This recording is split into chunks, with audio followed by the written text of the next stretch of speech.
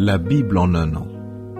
Exode chapitre 21 verset 22 à Exode chapitre 23 verset 13.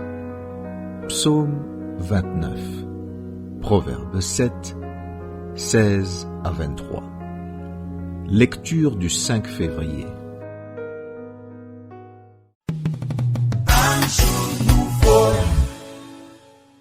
Matthieu chapitre 24, versets 1 à 28. Comme Jésus s'en allait, au sortir du temple, ses disciples s'approchèrent pour lui en faire remarquer les constructions. Mais il leur dit, « Voyez-vous tout cela ?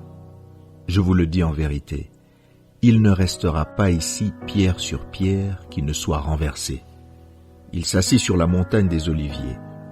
Et les disciples vinrent en particulier lui faire cette question. « Dis-nous, quand cela arrivera-t-il ? Et quel sera le signe de ton avènement et de la fin du monde ?» Jésus leur répondit, « Prenez garde que personne ne vous séduise, car plusieurs viendront sous mon nom, disant, « C'est moi qui suis le Christ. » Et ils séduiront beaucoup de gens. Vous entendrez parler de guerre et de bruit de guerre. Gardez-vous d'être troublés, car il faut que ces choses arrivent. Mais ce ne sera pas encore la fin. Une nation s'élèvera contre une nation, et un royaume contre un royaume. Et il y aura en divers lieux des famines et des tremblements de terre. Tout cela ne sera que le commencement des douleurs. Alors on vous livrera au tourment, et l'on vous fera mourir, et vous serez haïs de toutes les nations à cause de mon nom. Alors aussi plusieurs succomberont, et ils se trahiront, se haïront les uns les autres. Plusieurs faux prophètes s'élèveront, et ils séduiront beaucoup de gens. Et parce que l'iniquité se sera accrue, la charité du plus grand nombre se refroidira. Mais celui qui persévérera jusqu'à la fin sera sauvé. Cette bonne nouvelle du royaume sera prêchée dans le monde entier pour servir de témoignage à toutes les nations. Alors viendra la fin. C'est pourquoi, lorsque vous verrez l'abomination de la désolation dont a parlé le prophète Daniel établie en lieu saint, que celui qui lit fasse attention.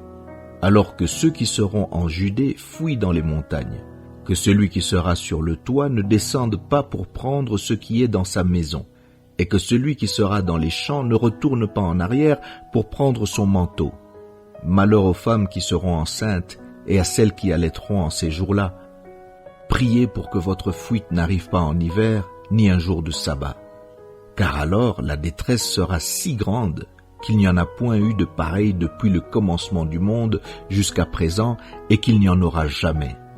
Et si ces jours n'étaient abrégés, personne ne serait sauvé. Mais à cause des élus, ces jours seront abrégés. Si quelqu'un vous dit alors, le Christ est ici ou il est là, ne le croyez pas. Car il s'élèvera de faux Christ et de faux prophètes.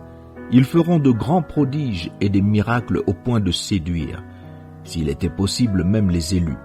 Voici, je vous l'ai annoncé d'avance.